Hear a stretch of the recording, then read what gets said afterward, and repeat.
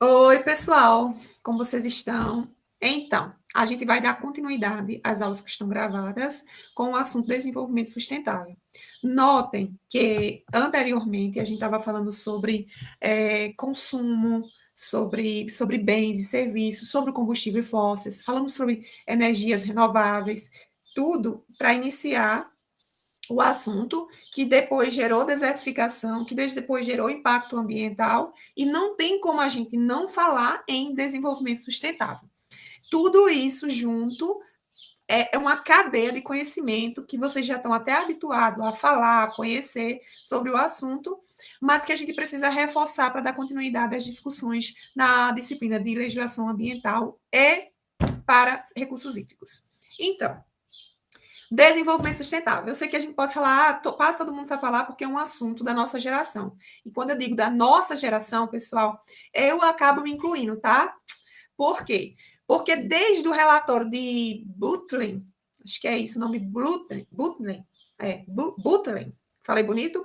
Butlen, relatório, que é justamente o sobrenome da presidente da Noruega, para vocês terem noção, em 1987, então eu tinha acabado de nascer praticamente, então acaba que é também da minha geração. Claro que vamos colocar numa linha de tempo como vocês gostam. Eu era criança enquanto estava se discutindo os conceitos de desenvolvimento sustentável. Foi o que a gente viu nas aulas anteriores. Aí eu fui crescendo, adolescente, começou-se a falar-se mais, se aprofundar no assunto.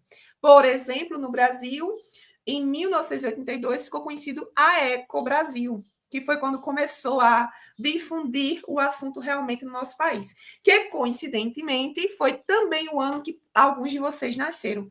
Eu espero que eu tenha acertado essa linha do tempo, tá? Então, a partir disso aí foi quando a gente começou a falar sobre alternativas de energias, porque a gente vivia, apesar de nossa matriz energética ser uma matriz renovável, como as hidrelétricas, a gente sabe que o esgotamento dos recursos naturais acabam afetando ou a intensidade de uso desse uso ou esgotamento, né, desses recursos naturais acaba afetando o ciclo hidrológico, então por isso que diminui as chuvas, e essas chuvas acabam afetando as nossas hidrelétricas, porque são fontes de reservatórios para a manutenção da energia. Então, desenvolvimento sustentável, o que é? Conceitualmente, a gente já falou sobre vários, ou deu vários conceitos com base em alguns autores. Agora, o que é que a gente pode falar sobre desenvolvimento sustentável? A gente vai falar de uma maneira mais simples, que desenvolvimento sustentável é justamente conseguir desenvolver a sociedade que a gente está, certo? Desenvolver a sociedade atual com os recursos que já existem, portanto, sem criar novos recursos, é com o que a gente tem mesmo, e sem esgotá-los, deixando eles para as próximas gerações. Falei bonito? Ficou legal? Eu quero que vocês formalizem o conceito de vocês, tá? No normal, quando a gente vê assim, utilizar os recursos sem esgotamento para as presentes e futuras gerações, esse conceito de desenvolvimento sustentável. Desenvolver não quer dizer que eu tenha que esgotar, certo? Não esgotar. Eu preciso desenvolver as atividades econômicas sem esgotar. Bom, dito isto, eu quero ainda continuar dizendo que, na época desse relatório, em 1987, foi justamente no período que aconteceu a Guerra Fria. E aí, reparem bem. O que eu gosto de observar é que toda vez que a gente está num estado de entropia, digamos assim, que é aquela desordem, vence uma nova pensamento, um novo conhecimento, e aí foi o que aconteceu nessa época, o fim da Guerra Fria. E, portanto, passou-se a falar mais sobre ambiente. E a gente já falou sobre esse assunto, que meio ambiente é tudo que a gente está. Eu faço uma observação com uma pergunta, deixando aí como se diz, provocando vocês com a seguinte pergunta, quase que não sai, com a seguinte pergunta: você faz parte do meio ambiente ou você é o meio ambiente? Vou anteceder o que eu mencionei antes, tá? Existem vários meios ambiente, conceitos de meio ambiente, existem vários tipos de meio ambiente. Aí a pergunta que eu estou provocando agora: você é o meio ambiente ou você faz parte? Eu espero que vocês tenham respondido o seguinte: eu sou um meio ambiente e também faço parte de outros ambientes. Mas, voltando a uma velha discussão que é necessária, eu quero mencionar o seguinte: como eu vou falar sobre meio ambiente, novamente, como falar de meio ambiente ou desenvolvimento sustentável, se a gente ainda tem fome, pobreza, miséria. Eu posso fazer um checklist aí. Se a gente tem desemprego, como falar de desenvolvimento sustentável se a gente tem desemprego? Como falar de desenvolvimento sustentável se a gente ainda tem etnocídio, que é justamente vinculado ao genocídio? O que é isso, professora? É justamente como se diz, o genocídio ele está vinculado, aliás, o etnocídio está vinculado a, ao assassinato de uma cultura de um povo. Então, assim, está vinculado, etnocídio está vinculado ao genocídio, que, por sua vez, trata-se da extinção da cultura de um povo. A gente quer prevalecer somente uma coisa e esquece que cada pessoa vive no seu próprio ambiente. E, portanto, obviamente, esse ambiente, ele que essas pessoas, a sociedade, uma sociedade inserida, precisa também ser preservado. E isso também é uma forma de desenvolvimento sustentável? Jogo a pergunta para vocês. Como falar de desenvolvimento sustentável se a gente enfrenta um totalitarismo? Como falar de desenvolvimento sustentável se a própria democracia está em xeque? Como falar em desenvolvimento sustentável se existe uma valorização de bens materiais, que foi o assunto do que a gente estava comentando nas aulas anteriores? Como falar de desenvolvimento sustentável se existe ainda milhares de pessoas na zona do analfabetismo? Quase que não sai, pessoal. Analfabetismo.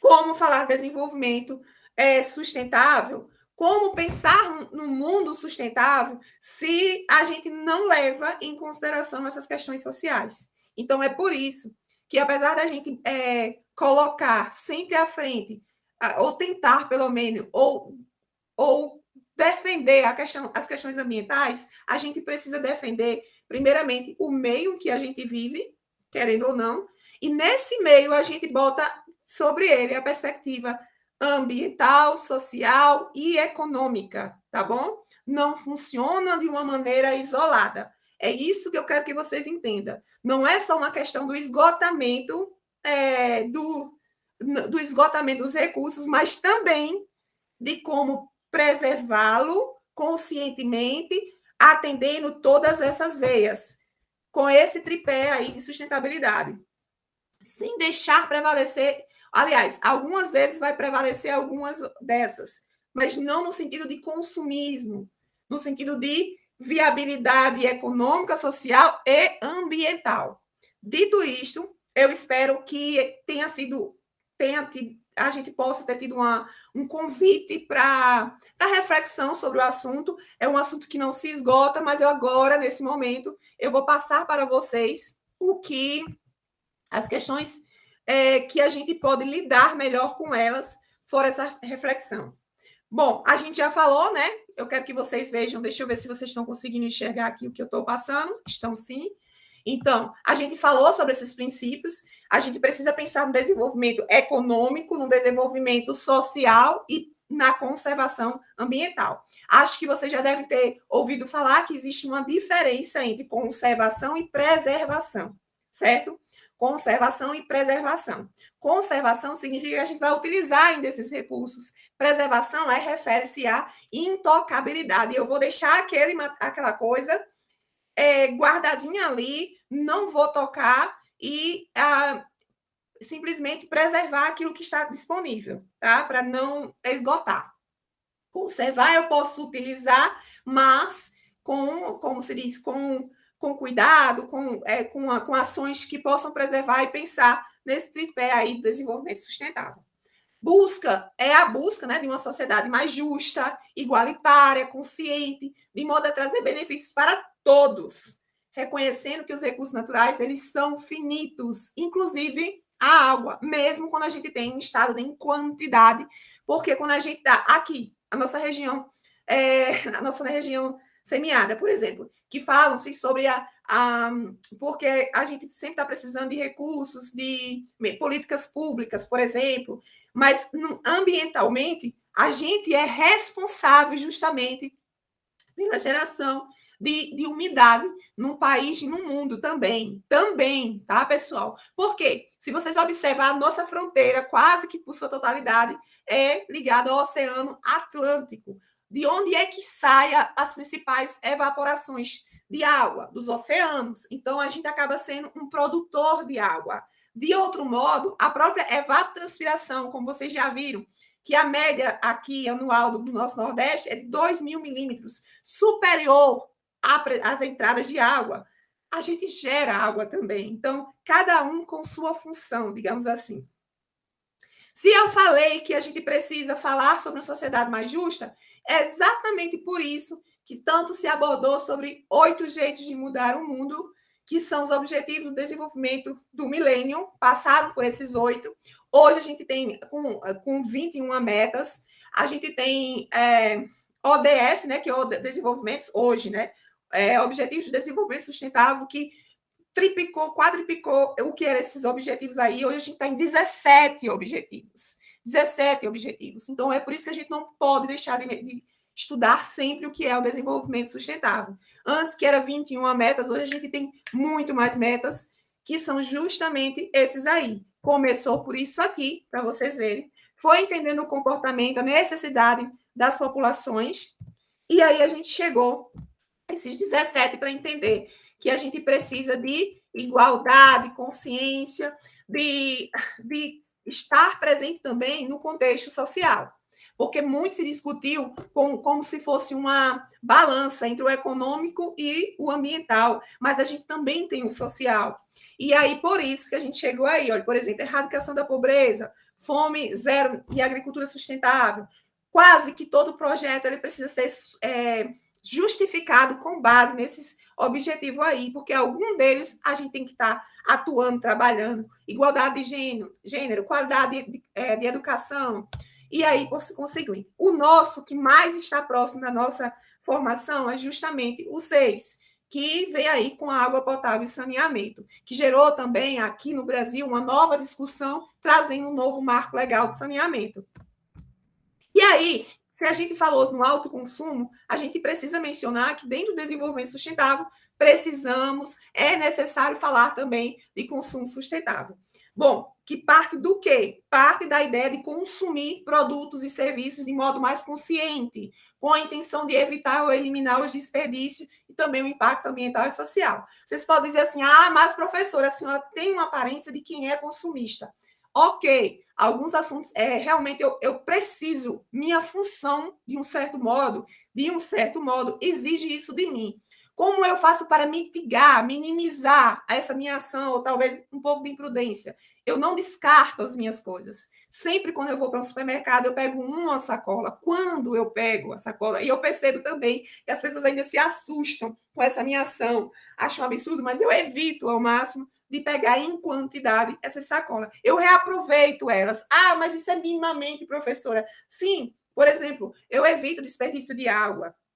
Eu pego minhas roupas e eu repasso para outras pessoas. Eu não tenho problema nenhum, por exemplo, de utilizar roupas de brechó, de utilizar livros livros de... Agora passou de sentido.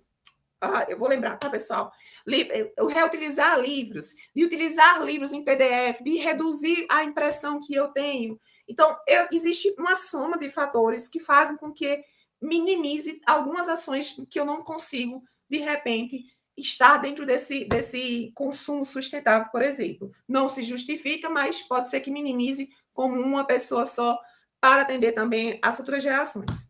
Então, é necessário também existir o desenvolvimento de uma consciência ecológica, que acontece ao reconhecer que os recursos naturais são limitados e devem ser manuseados com responsabilidade. Exemplo, eu, como professor de hidrologia, dei aula de hidrologia na UFES ainda, e aí, em um outro momento, veio um aluno na minha sala perguntar sobre o que poderia fazer, desenvolver dentro de uma área que era fantástica também, próximo de nascentes. Tinha recursos hídricos, tinha uma natureza toda degradável, todas as condições necessárias para a produção. E ele me perguntou o que poderia desenvolver. E aí eu fui passando por exemplos. E aí, quando eu disse assim, reutilizar essa água, a primeira colocação dele, mas eu não preciso fazer isso. Por que você não precisa fazer isso? Porque tem muita água mesmo. E eu, tá bom. Então, eu passei o período todo explicando que a gente precisa falar sobre gestão de recursos hídricos em termos de quantidade e qualidade. E aí ele começou a rir, a gente riu e foi buscando uma outra saída. É porque quando a gente tem mesmo quantidade, a gente esquece de enxergar no termos de quantidade. Isso é natural, mas é natural também que a gente admita que precisa mudar essa perspectiva. Sempre falar em termos de quantidade e qualidade.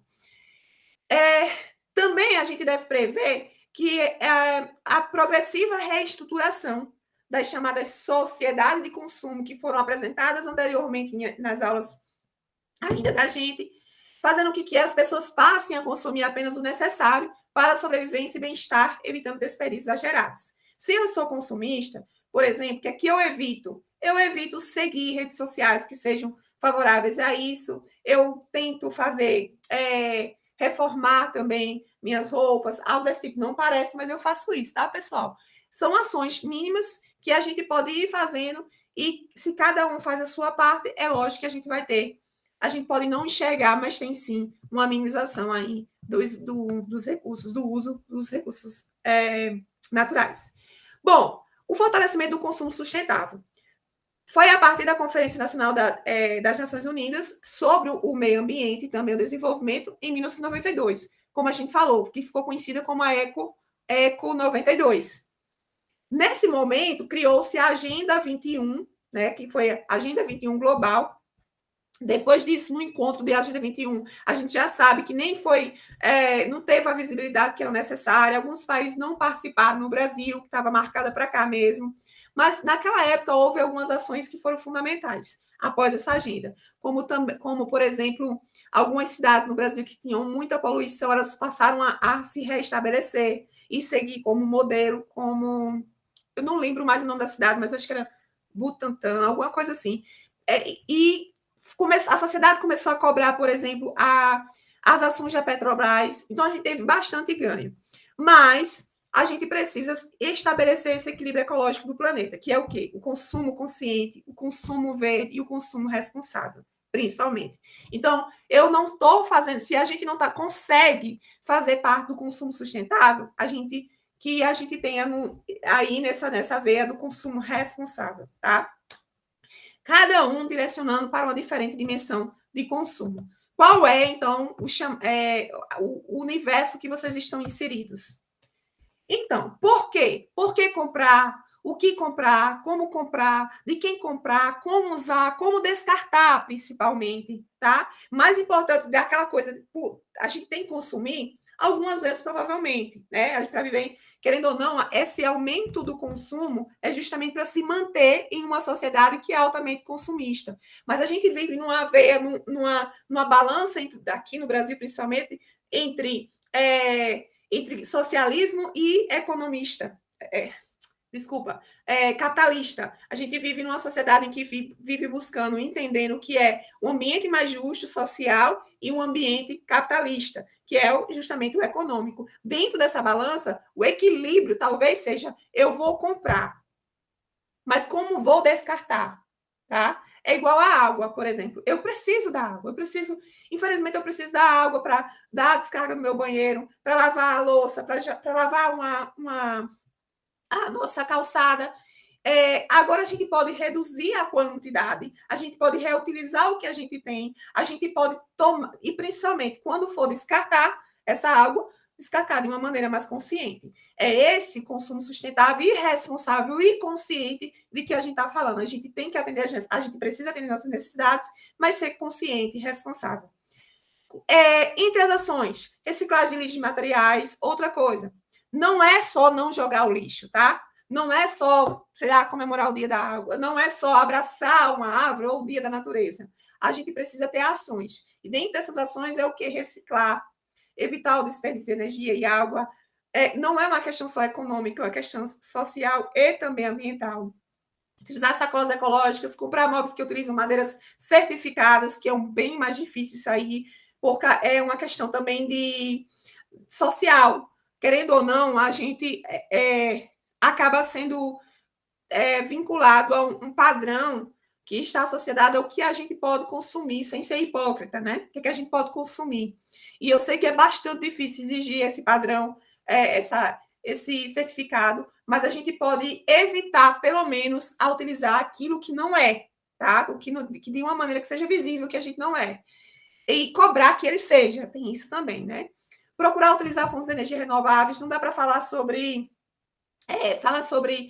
uma matriz que era totalmente direcionada para uma só fonte. A gente necessita diversificar, não consumir produtos de empresas que não tenham consciência ambiental, evitar a aquisição de produtos testados ilegalmente em animais, por exemplo, optar por produtos locais e regionais, porque a gente reestabelece uma própria o que é daqui, da nossa localidade, da nossa região, da nossa cidade. Isso também consigo fazer. Valorizar a publicidade sustentável e não consumista e preferir os materiais que são virtuais, que possam substituir os impressos, como, por exemplo, o livro, que é uma economia de papel e, consequente, de madeira. Bom, isso ainda é baseado na alta gestão e que pode ser trazida como ações socioeconômicas organizadas, que são voltadas para a prestação de serviços, produtos e bens, finanças solidárias, trocas de consumo solidário e comércio justo. O ponto principal é a igualdade. Consumo solidário, economia solidária, vocês já ouviram falar? Também remota ao que é de igualdade. A valorização do ser humano e não do capital. É um tipo de produção em que o bem comum é mais importante do que o lucro e as vantagens de alguns, como, por exemplo, a Shein. É bem complicado falar sobre a Shein, porque realmente é muito atrativo. Mas ali a gente sabe que a produção, o sistema produtivo, é muito para obter o lucro. Então, as pessoas que estão envolvidas, trabalhando mesmo no sistema produtivo, eles ganham minimamente. São só aquelas pessoas, a mão de obra que não é qualificada e, portanto, vive quase que como escravos. Tá? Então, a gente pode também evitar algumas coisas desse tipo. Consumo solidário, economia solidária, também é um meio de independência dentro do processo de democratização econômica. Né? Essa coisa, às vezes, a democracia ela pode ser má nesse sentido, sendo uma das alternativas as relações de trabalho convencionais, como, por exemplo, posse coletiva de meios de produção e distribuição, gestão democrática, repartição do excedente anual, que são justamente as sobras dentro de uma empresa. Eu estou produzindo, a minha meta é essa, o que sobrou, dividir entre os trabalhadores, os colaboradores, capital, que é uma cota à parte e não é remunerado. Um fruto de união, né, da união de 3 pontos de sucesso, qual é? O social, o econômico e o tecnológico, porque o tecnológico é que viabiliza também tudo isso.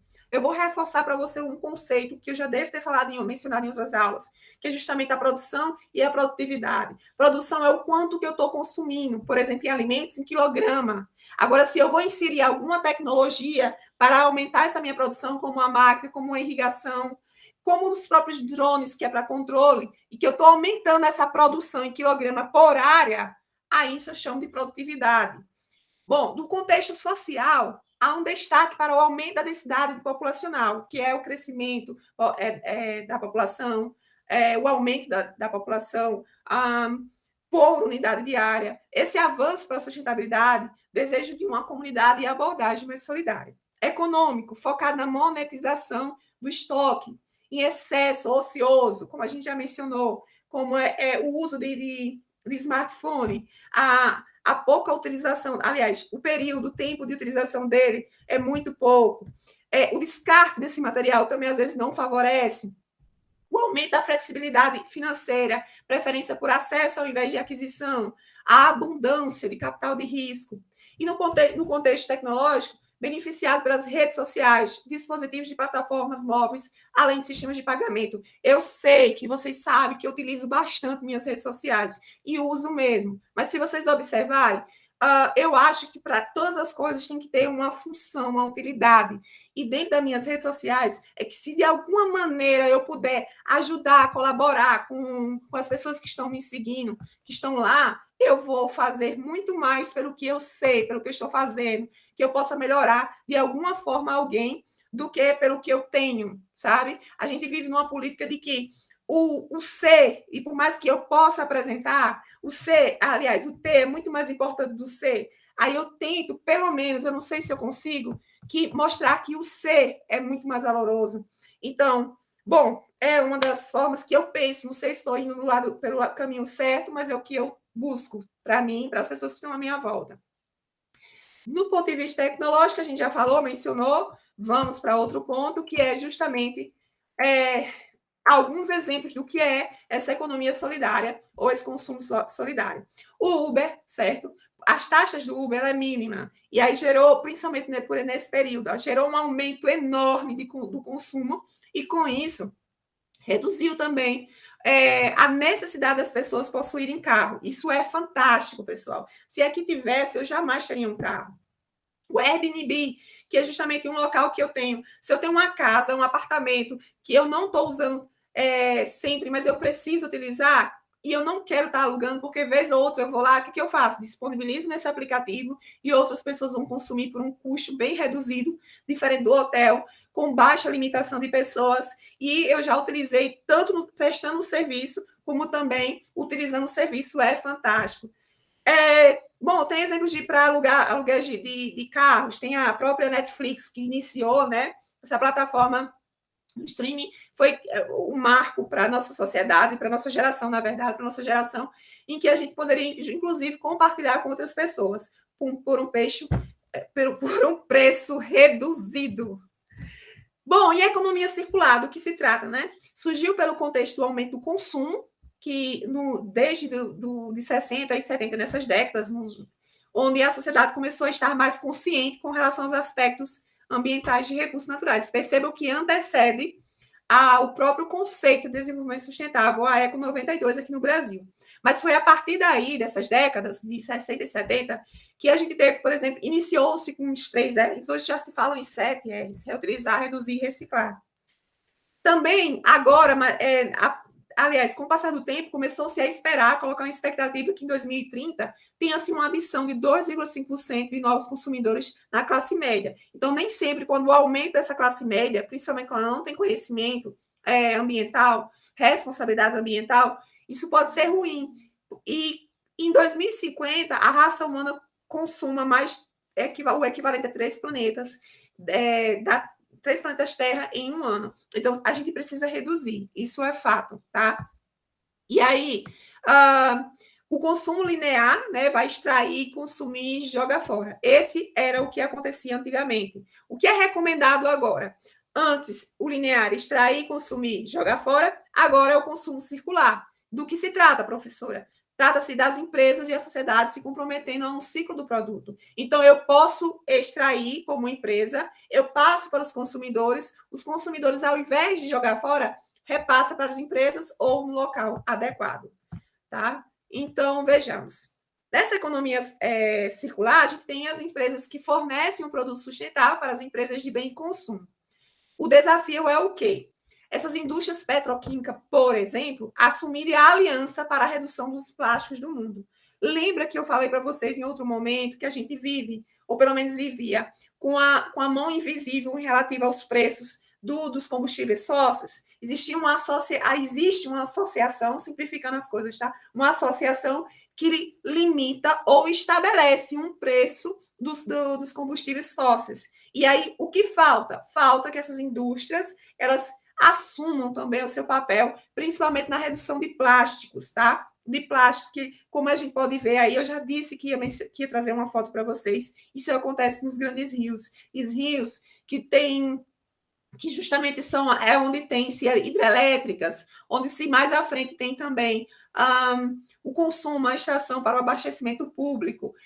Como a gente já mencionou, no período de seca, as pessoas descartam com muita facilidade esses resíduos em qualquer lugar. No período da chuva, vem um arrasto, escoamento, que leva esse material justamente para os rios. Então, a gente polui, digamos assim, sem saber, tá? Ou quando a gente polui sem consciência, descarta em qualquer lugar, a gente não tem dimensão do que uma única pessoa, somada a várias outras pessoas, podem fazer com nossos rios. Então, a indústria do aço e a sucata é um exemplo. Por quê? Porque ela já consegue reutilizar em termos de 50%, passou-se a ter uma valorização com a reutilização. E por isso mesmo que os catadores têm preferência para isso. Lembrei da cidade, Cubatão, em São Paulo. Cubatão é um exemplo de responsabilidade socioambiental. Cubatão, ela antecedeu a Eco 92. Essa é a imagem de 1987. E é nesse período que, por coincidência, aconteceu o que foi mencionado no início dessa aula. Justamente o relatório de Blutner. E como era essa cidade? É justamente essa imagem que para vocês estão à esquerda, para mim está à direita. E hoje, o que é Cubatão? Então, a gente não precisa ir distante, certo? Para reconhecer essas ações. Aqui no nosso país também tem a questão da responsabilidade socioambiental. Bom, e o que se trata, né? Trata-se de uma postura, práticas, ações, iniciativas em benefício da sociedade. Eu não posso deixar de produzir, eu não posso deixar de oferecer esse material, mas eu posso ter uma consciência, visando a melhoria da vida das pessoas, pensando no desenvolvimento do ser humano, por meio de ações preventivas, educativas, culturais, artísticas, esportivas e assistenciais, de defesa aos direitos humanos, do trabalho e do meio ambiente, que vai buscar também na justiça social e o apoio ao combate à ilegalidade. Envolve o quê, professora? Vai envolver conjunto de ações, desenvolvimento sustentável, relação equilibrada com o homem, estar dentro da legislação também, pessoal, e gestão ética e transparente.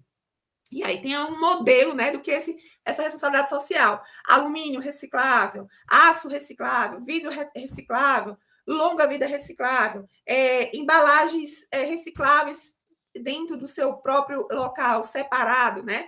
E o lixo comum também, que deve ter um direcionamento. Eu falei sobre legislação, então eu preciso mencionar duas ISOs. É a ISO 26000 e a ISO 14001. A 26000 tem a atribuição de guiar e capacitar a gestão das empresas em comum com a responsabilidade social. Então, passa aí por auditoria ambiental, a segurança e a saúde do trabalhador, é um instrumento de verificação de afetividade dos processos de adequação ecológica no âmbito de procedimentos dispositivos e equipamentos que são capazes de socializar o uso de recursos naturais. Estou falando muito rápido, vou reduzir aqui, tá? Então, quando se trata da ISO 14001, duas empresas distintas, por exemplo, podem executar atividades que são semelhantes e, ao mesmo tempo, possuem diferentes requisitos legais.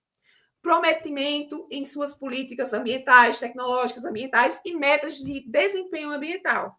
Portanto, a adição da gestão ambiental por si só não vai garantir o sucesso da sustentabilidade. É o que eu menciono muito na segurança do trabalho. Não existe, não é relativo ao tamanho da empresa. Por exemplo, pode ser que tenha uma empresa que é bem pequena e tenha muitos acidentes, e pode ser que tenha uma empresa muito grande que ela tenha uma responsabilidade socioambiental e que não gere nenhum tipo de acidente, mesmo possuindo atividades iguais.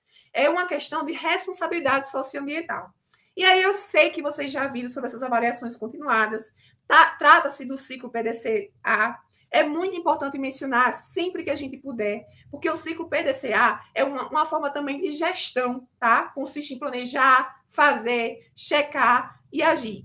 Dentro do planejamento, a gente precisa localizar os problemas, identificar estes problemas, sem tomar ações, observando mesmo, estabelecer planos de ação, aí depois estabelecer. Eu não estou ainda fazendo. Quando eu vou fazer, é que eu começo a executar o meu plano e coloco esse plano na prática. No cheque, eu posso verificar atingimento de metas, acompanhar indicadores. Na ação, eu vou criar uma ação que seja coletiva no insucesso. Padronizar e treinar no sucesso também. Vamos ver o seguinte. de uma maneira prática, porque a maioria das pessoas diz assim, o ciclo PDCA as pessoas só apresentam, mas não temos como exemplo, e vocês vão me dar um exemplo. Vocês vão pegar uma atividade, por exemplo, qualquer atividade, vamos lá. Eu estou produzindo doces na minha casa, certo? Então, primeiro eu vou planejar o seguinte: quanto que eu vou produzir? Quanto que eu vou utilizar de água? Que ninguém faz isso. Quanto que eu vou utilizar de gás? Quanto que eu posso conservar esses materiais sem utilizar nenhum tipo de conservante? Quanto que eu vou vender? Que isso já passa a ser metas, tá? Quanto é que eu posso vender, até quanto, certo? Isso tudo no planejamento. Aí, quando eu vou estabelecer uma coluna, depois eu vou estabelecer uma segunda coluna, a quem eu vou vender e já vou vendendo, certo? Depois eu vou só verificar, se eu tivesse usando um Excel, eu colocaria, se eu vender tanto, eu vou tomar tal ação, que já referia a quarta parte. Se eu vender isso, eu vou fazer uma tal ação. E assim por diante. Isso é um exemplo, só de uma atividade econômica. Mas vocês podem estabelecer nessa organização numa simples planilha eletrônica. E aí eu só vou enfatizar aqui quais são as legislações, né, que a gente precisa sempre recorrer, que possível, e sempre a partir desse artigo aí 2225, eu sempre lembro de uma amiga minha, porque ela, de tanto falar nessa parte de ambiental, ela sabia decorado, infelizmente a professora nunca lembrou, nunca consegue lembrar, mas essa parte inicial, sim, todos têm o direito a um ambiente ecologicamente equilibrado. Equilíbrio, pessoal. Bem de uso comum do povo e é essencial à sadia qualidade de vida. Impondo ao poder público e à coletividade o dever de defendê-lo e também de preservá-lo para as presentes e futuras gerações. Então, pessoal, esse é um excelente momento para a gente falar sobre o assunto. A gente tem condições de impor, né, o poder público, quando a gente também exige democraticamente esse tipo de ação. Então, quais são as bases? A Constituição Federal de 88, a Lei 6.938, eu sempre digo assim, 6938, 6938 é mais fácil decorar, que é a Política Nacional do Meio Ambiente.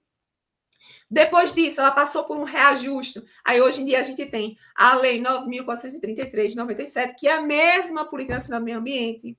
A gente tem a Lei 9.605 de 98, que refere-se aos crimes ambientais. A gente tem a Lei 12.305 de 2010, que é justamente a Política Nacional de Resíduos Sólidos. Pouquíssimo se fala sobre ela. A Lei 9.885 de 2000, que é o SNUC, que é justamente de unidades de conservação. A gente tem a Lei 12.651 de 2002, que é o 12, que é o Código Florestal, que a gente já teve várias perdas, mas eles estão pensando também no desenvolvimento econômico e social. A gente tem a Lei 14.026 de 2020, que é a Política Nacional de Saneamento Básico, que é o novo marco legal. E a gente, por fim, tem, aliás, que ele foi fundamentado por uma lei, né? Inclusive a gente ainda pode recorrer a ela, que é a Lei 11.455 de 2007. Essas são as bases para a gente poder falar sobre responsabilidades sociais. Claro que tem as ISOs também, a 26.000, a 14.001, existem outras ISOs que é para a gente se adequar no caso, adequar também a questão da exportação, que é a universalização dessa legislação, adequar-se ao que se cobra muito, a Europa também cobra muito nosso país, adequar as trâmites legais das exportações, né? Deixa eu ver se eu conseguir passar. Bom, a gente vai ter uma atividade com base nisso aí, e a gente vai encerrar esse conteúdo. Aguarde mais informações. Deixa eu ver se eu já retirei, saí daqui. Parei a apresentação, parei. Aguarde mais informações. Esse é o assunto que eu tenho que passar sobre responsabilidade, aliás, desenvolvimento sustentável, que vem também a entrar no assunto de responsabilidade social. Espero que tenha contribuído de alguma maneira a vocês. Se vocês tiverem algum comentário, eu fico sempre à disposição, tá bom?